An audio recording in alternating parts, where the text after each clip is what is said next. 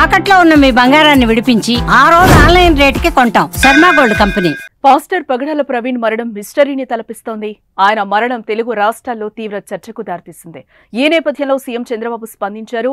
ప్రవీణ్ మృతిపై తీవ్ర విచారం వ్యక్తం చేసిన ఆయన డీజీపీ హరీష్ కుమార్ గుప్తాతో మాట్లాడి ప్రమాదంపై ఆరా తీశారు. అనుమానాలు వస్తున్న నేపథ్యంలో అన్ని కోణాల్లో విచారణ జరపాలని ఆయన ఆదేశించారు. అలాగే తూర్పుగోదావరి జిల్లా ఎస్పీ డి నరసింహకిషోర్ కు హోంమంత్రి అనిత ఫోన్ చేసి వివరాలు అడిగి తెలుసుకున్నారు.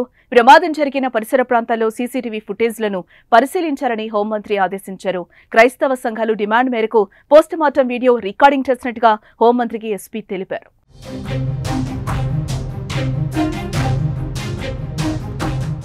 నారా లోకేష్ సైతం ప్రవీణ్ మరణంపై ట్వీట్ చేశారు. పాస్టర్ పగడాల ప్రవీణ్ గారి హఠాన్ మరణం దిగ్భ్రాంతికి గురిచేసిందని, వారి ఆత్మకు శాంతి కలగాలని ప్రార్థిస్తున్నానని అన్నారు. ప్రవీణ్ కుటుంబ సభ్యులకు ప్రగాఢ సంతాపం తెలియజేశారు.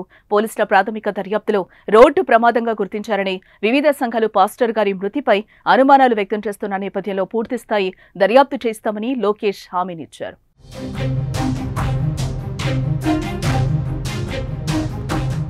మంగళవారం ఆంధ్రప్రదేశ్ రాష్ట్రంలోని రాజమండ్రిలో పగడాల ప్రవీణ్ చనిపోయి కనిపించాడు.